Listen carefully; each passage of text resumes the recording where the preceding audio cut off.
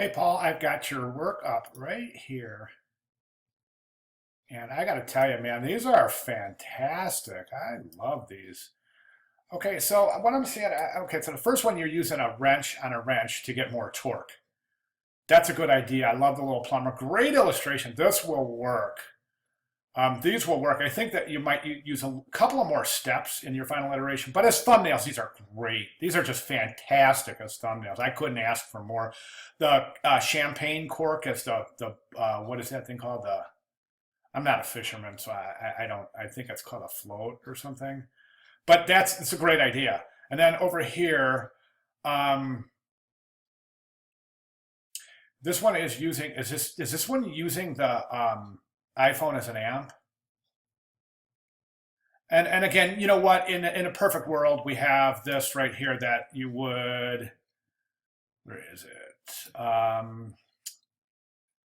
It says in the final uh, one-page reflection describing. You know what? It would have been. I would have liked to have seen your reflection, your written reflection, just to describe some of the parts that aren't quite making sense. Like this is. I know this is a plunger used to make coffee, but I'm not really following the whole process. So maybe even just a little bit of verbiage there. You don't have to do it now, just for future reference. Always assume that your viewer has no clue what you're about to show, and I think that's the best way to approach presentation in terms of as being a designer.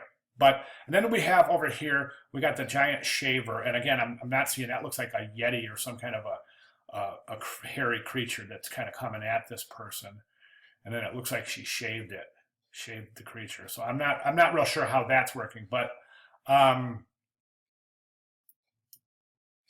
but these are fantastic. I think this one is great. I think this one is fantastic. This cheese slicer for the cheese wheel is a really good idea. It would totally work too. This one again, I'm just having a little bit of difficulty. So maybe if you want to just, you know what, maybe if you do shoot a couple quick paragraphs about what exactly each of the intent of these is, and I think that eventually I'm going to say,